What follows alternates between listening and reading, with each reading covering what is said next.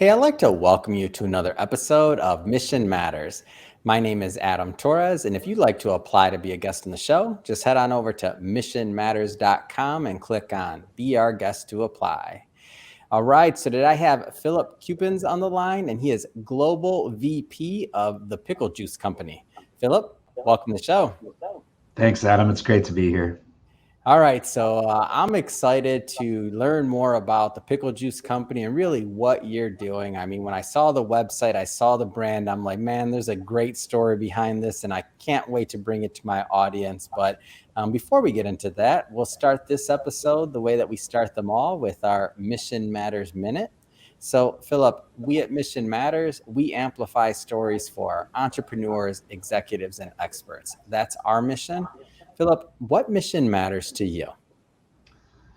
The mission that matters to me most is bringing products to market that take a comprehensive approach, that deliver on needs to consumers and deliver a product that makes a difference, that is what it claims to be, and that operates in a completely transparent fashion without relying on manipulated marketing shtick. Yeah, it's awesome. Love bringing mission-based individuals on the line to share why they do what they do and, the heart behind it. So great having you on the show. And just get us kicked off. So tell us a little bit more about your background. Like, how did you get on this journey to the Pickle Juice Company? Sure. My background was sales and marketing with very large companies in the CPG space, mostly some food and beverage, some home entertainment. Yeah. If you guys remember what DVDs used to be, I was in that space for a while. And then, if I'm being completely honest, I sort of fell into the hyper-functional space. I'm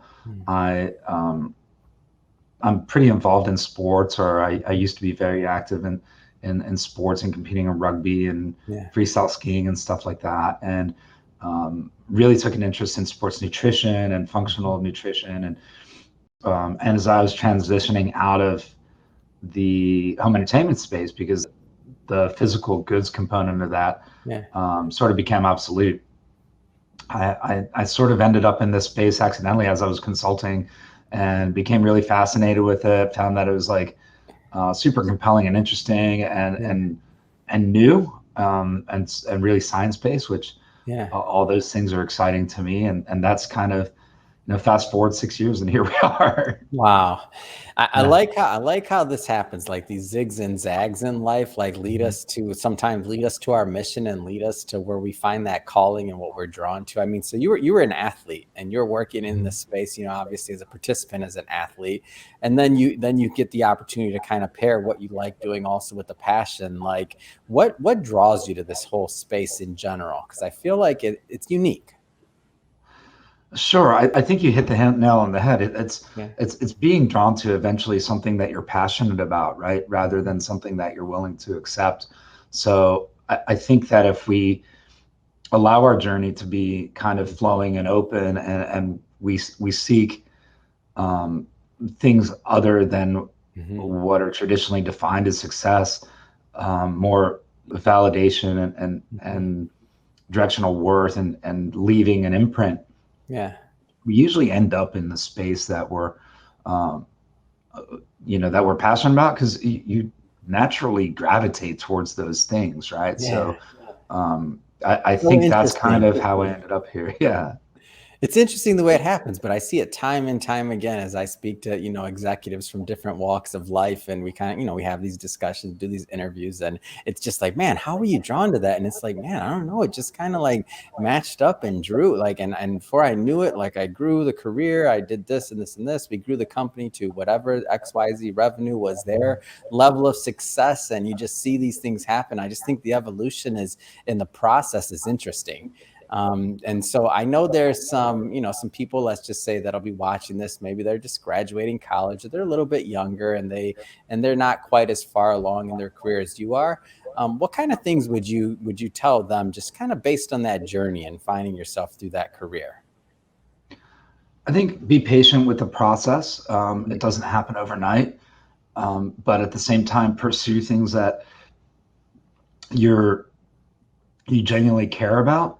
Yeah. and understand the difference between a compromise in principle Mhm. and a compromise in pragmat and something that's just pragmatism based, right? Because a Yeah. lot of times people struggle to figure out Mhm. the difference between the two. So we make little things out of big things and big things out of little things, and to know um, the difference, right? It's the old the serenity prayer that says that that's essentially based on knowing what you can change, knowing what you can't change, and having the wisdom to know the difference, and Yeah. really taking that to heart and being patient and appreciating the process.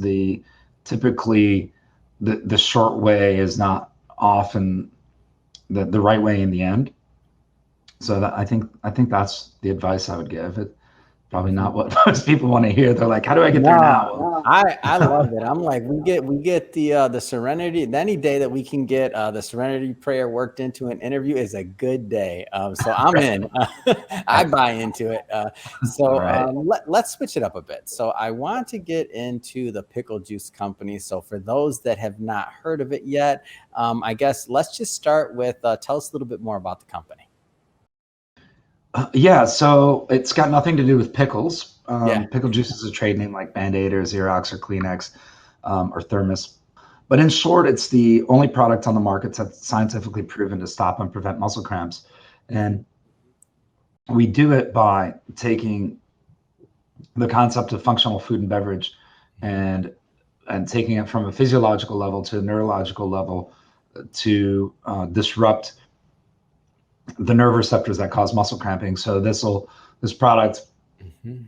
is used by athletes and weekend warriors and people who get nighttime leg cramps in the evening um, Yeah. all over the world because it works so well. And Mm. it works so well because it doesn't have to wait for the body to absorb anything. Mhm. It works at the neurological level. So if you're experiencing a muscle cramp, Yeah. you consume our product and 60 seconds later, it's as if it never happened. So it's pretty Wow. wild how well it works. And we we joke around here that we're really a bunch of scientists masquerading as CPG people. So we really enjoy the science and and developing these things and exploring, Mhm. the amazing capabilities of the human body and how Mhm. to interact with it on a natural and holistic level. That's not, just a bunch of snake oil.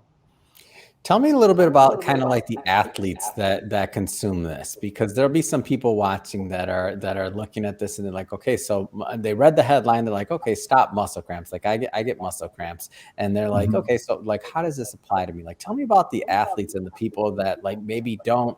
I feel like most people that suffer from this don't know that they don't have to suffer from it. I guess I'll start there. So maybe tell us a little bit by using something like the pickle juice or using pickle juice in this case. Tell me a little bit more about that and like the athletes that use this. Yeah, so we're really well known in the Mhm. endurance space, like the ultra endurance space, like Yeah. endurance cycling, ultra running, and some other lifestyle sports like rugby. Mhm. Largely because a lot of us came from the rugby space ourselves, Mm. but it's really any athlete that Yeah. gets muscle cramps, and a lot of them get predictable cramping. We find that it's more common with um, where athletes are surging Mm. their energy expenditures. So that if you, like we see it in soccer, Mhm. fairly commonly in rugby, in certain positions where you're going like stop starting for a long period of time. Yeah. I experience it in cycling when usually if I'm doing like um, these 100-mile rides at Mm. mile like 50 or 60, I start getting like twinging, and that's when I start taking the product to prevent that from twinging from breaking through to a cramp. But Mm. it's not just those high level athletes. It's like Yeah. the kind of weekend warriors, that the folks that are just out, getting exercise. I mean, frankly, it's any Mhm. environment that could contribute to experiencing a muscle cramp is one Mhm. where our product can really help out. And it doesn't have to be refrigerated. So a lot of people just carry it with them. We've got about 2/3 of the NFL using the product now. The athletic Wow. trainers are just carrying it with them. We're getting more and more um, people from the NBA, MLB, and those like main American sports, some NHL now as well. A lot of partnerships in the NCAA. A lot of universities are buying our product now as well, and then international sports as well. We've got a few athletes competing in the Australian Open today that are using our product, including a couple of brand ambassadors. So it really is exciting about how well this product's been received, and it's kind of funny, you know, my contemporaries, old aging athletes, are kind of like, where was this when we were competing, and would it come in handy? This is awesome, and I just think it's such a great success story, and obviously in your role, seeing things from the global perspective. I mean, what is it like building this brand with these amazing other brands, right? So essentially these partnerships like NBA, like NFL, like all these things that you're mentioning, international. Like, what does it look like to take, as you mentioned before, that, you know, a bunch of scientists posing as CPG product, I think you said distributors or something like that, and then like really just getting this into the hearts and minds of both the elite athletes and world-class athletes and the weekend warriors out there, right? Like, what does that look like? Yeah, it's a pretty unique go-to-market strategy. We sort of created this hybrid between a traditional CPG model, a mission-based model, and an experiential model. So we don't do any paid advertising. We rely entirely on sort of editorial exposure, as well as a lot of grassroots word of mouth stuff, because we really want our product to speak for itself. So a sort of very simple description of our expansion model, where we go into new territories, is we make the product available to the highest echelon of the sport in that region. So, you know, in Benelux, it would be cycling, for instance, whereas in New Zealand, everything starts and stops with the New Zealand All Blacks, their national rugby team. And then, you know, in India, the focus is on cricket, which actually was helped by the Australian cricket team that was using our product. So what we really try to do is start at the highest level of sport that's very high profile, make the product available. And we've never had a story where it's not immediately accepted, because we're like, look, just try it. If it works, great. If not, no harm, no foul. And then that word kind of trickles down, and we say, look, all we ask is if this works, we'll make this product available to you guys directly. We'll drop ship it, and we just ask that you acknowledge that you're using it. That's it, nothing more. We take that leverage, and then it filters down to the masses, and then it creates organic consumer demand, and that ultimately results in usually it starts with B2C distribution and eventually B2B distribution. So it's more of a slow rollout, but it's very much a sustainable rollout as well, which helps us, being, you know, an emerging company that's growing so rapidly, really protect our financial assets, so that we're not just, you know, throwing a bunch of stuff at the wall hoping it sticks. So we're really creating genuine consumer demand before making the capital investment into a new territory. And it seems like, well, and the first thing is, I mean, your product works. So people know you're going to get a cramp, and you feel that, like you said, that little twinge or something else. And you know you're an elite athlete in one of these, you know, teams or markets, and you take the product, it goes away, it works. Like, that's the first basis, is that the product works. So then it's the next thing is the adoption side of things. But that product working part, I don't want to glance over that. I know you mentioned it, you know, pretty briefly earlier about how it works, but maybe go a little bit further into the detail of how it works. Yeah, I can talk a little bit about the science of the muscle cramp. So for years, we've been led to believe that a muscle cramp is a physiological issue. But in 2010, a research team out of BYU led by Dr. Kevin Miller discovered that muscle cramps are actually neurological in nature. So the science is really, really new, right? I mean, only 12 years ago did we change the idea that cramping could be a neurological response to a physiological trigger. So Wow. we started looking at different ways to deal with that. So we did some very anecdotal type testing and said, okay, well, we heard that pickle brine, the stuff in the jar, was used as an old remedy back in the day, and everybody just assumed it was the high sodium content that contributed to the relief of cramping. And during some really rudimentary testing, we discovered that it was actually the vinegar, not the sodium, that helped offset that cramping. So then we did some deeper diving. We did our own research, and then in 2015 came up with a formula where we identified an exact grain of acetic acid using a blend of vinegars to directly target the neurological pathway that's causing the cramp. So in short, when your brain's responding to a physiological trigger, whether it be circulatory driven, electrolyte driven, stretching, hydration, whatever, and saying, hey, something's wrong, let's kind of correct it so that pre-cramp twinging you get is actually an attempted corrective response to a physiological trigger. So essentially your brain's trying to massage it from the inside out. But the release signal can't keep up with the engaged signal. So you really just experience a hyper engagement of a muscle. When you consume our product, the same neural pathway is engaged,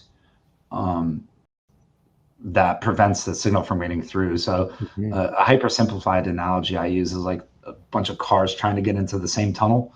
It just like slows everything up. So we're overwhelming that neural pathway with information, thus preventing the signal getting through and cramps relieved. And then we flood it with sodium so that it draws all the other electrolytes to that trouble area. So that's kind of how it works.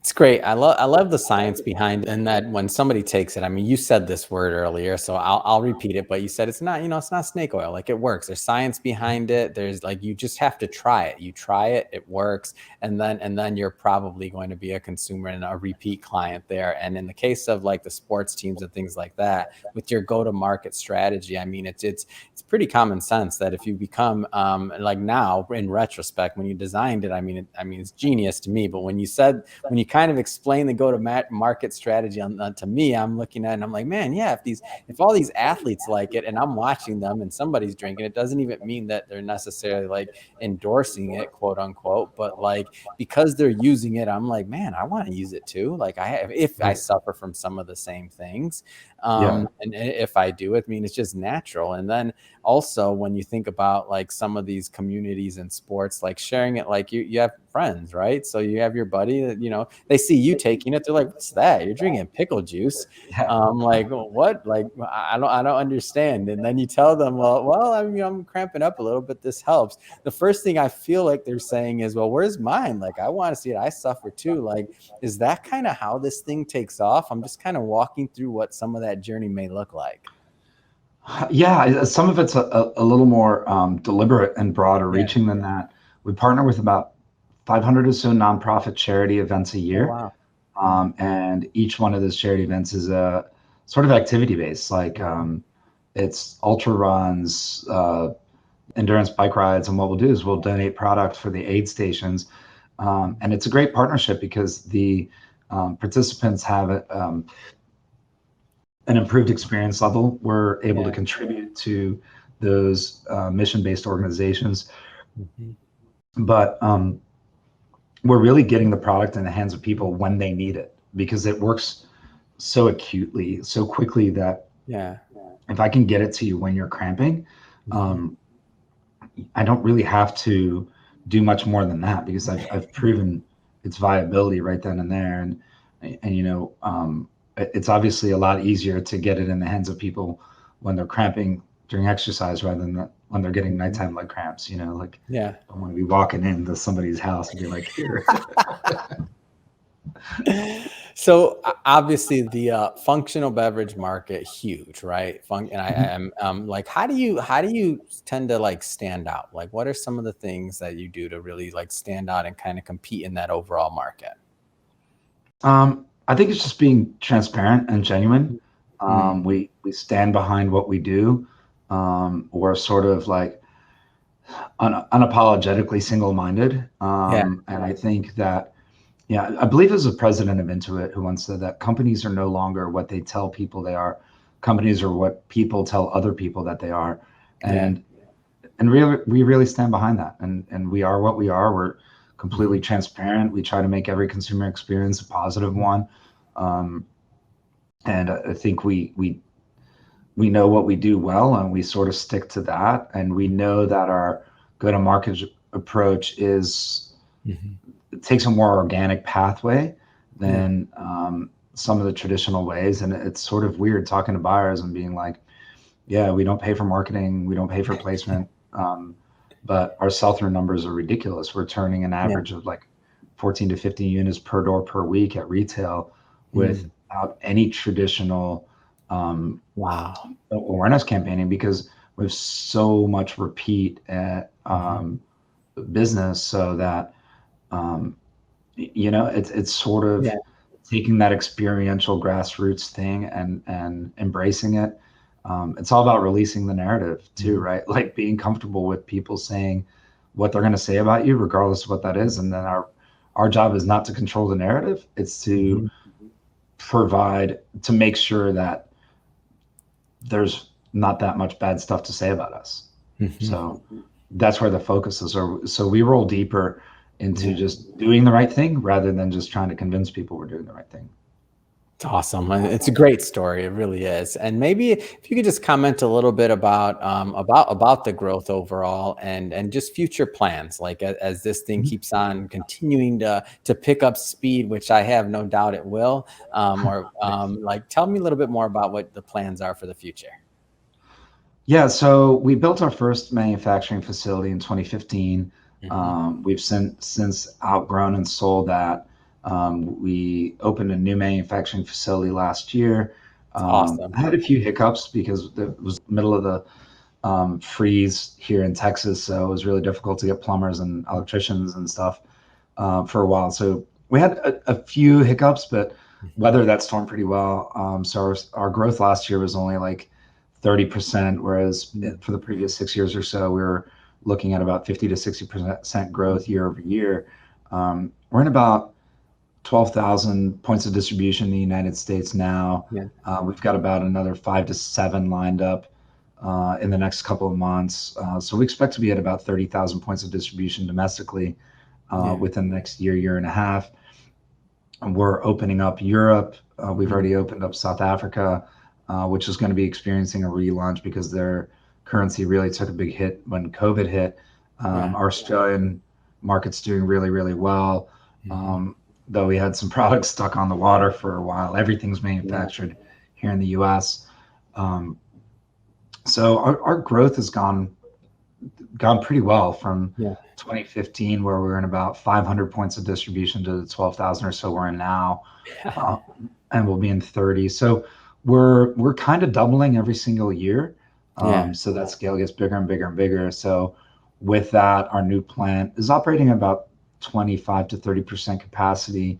With the three lines that we're operating now, we're adding two more to that, but it's all designed for future to be future proof. Yeah. We're going to get into the co-packing business. We've got a couple other products that we're going to be launching pretty soon. We've got a really cool application to CBD that Mm. we're really really close to launching. Yeah. That takes a hyper functional approach to CBD, much like we did with our neural inhibition projects. Hmm. So if your viewers want to check it out, we've got a pre-launch website at bowicbd.com. It's Wow. BAWICBD.com, and they can kind of check out what we're doing there. But it maximizes the absorption rate of the human body while having 0% THC content, which is really neat. Wow. Um, yeah, and we figured out um, a very unintimidating delivery system, if you will. You Mhm. just Yeah. drink it like a shot. It's like a little bottle, and you just consume it, and it's really neat. So we're doing that. We're looking at some vasodilation stuff. We're looking at recovery product that we've done some very preliminary testing in the South African market for. And we're looking at another product that increases VO2 max using the nitrates found in beetroots. So we're hyper concentrating the nitrates in beetroots to help improve the body's red blood cells oxygenation levels, which results in an increased VO2 max of like 3 to 5% over the course of several hours. So that's really cool once I figure out how to prevent it from fermenting. So the problem is when we started formulating the product, we realized it was turning into like a very unpleasant version of wine. I was just gonna say moonshine. What? Yeah, it's not great. It's not great tasting, but the fermented version. So we're trying to figure out a way to stop the fermentation without, there's one of two things we can do. We could add preservatives, which we're kind of resistant to. We'd like all of our products are USD organic or certified at 100% natural, and that's kind of the pathway we want to stay down. But the other option is to hot fill it, but we're not entirely sure what that does with efficacy. So that could potentially delay our launch a little while longer. So we've got a lot of stuff going on. It's pretty exciting. Man, that's exciting. Sounds like that factory's gonna get humming. As all these products come out, as more things happen, it's just gonna get bigger and bigger, which is exciting. So you mentioned one website, so I'll ask you to leave some information here because I want my audience to definitely go and check out Pickle Juice and the Pickle Juice Company. So what's the best place for people to connect overall? And also that website, one more time, you mentioned for the CBD product that'll be coming out soon, the pre-launch, I should say. Yeah, so you can get more information at picklepower.com. That's we've got a bunch of links to the science and stuff there as well. Actually, we share science from competitors or people that attempted to compete. So again, we're all about transparency here. Our CBD information can be found at Bawi, BAWI, CBD.com. Or people can just come visit us in Mesquite, Texas if they're ever in the area. Come on. That's awesome. It's cold right now. It'll be nicer next week. Oh, that's great. And we'll put my team will put all the links to all the websites and things like that in the show notes so that my audience can just head on right over and check out the websites and if they're experiencing muscle cramps or any of the other things that we mentioned, I mean, definitely pick up some. So great stuff there. And to the audience, if this is the first time that you've ever been with Mission Matters, we're a platform that's all about bringing out entrepreneurs and executives and experts and really having them share their mission. Like, how do they go out and tell their story into the world? How are they adding value to the marketplace? If this is the type of content that you like or you're into, I definitely invite you to hit that subscribe button because we have many more mission-based individuals coming on the line, and we don't want you to miss any of those interviews. And Filip, really, it has been a pleasure. I really appreciate you bringing the story of the Pickle Juice Company to my audience, and I learned a lot. I hope they did as well. So thank you again for coming on the show. Thanks for having me. It was a lot of fun.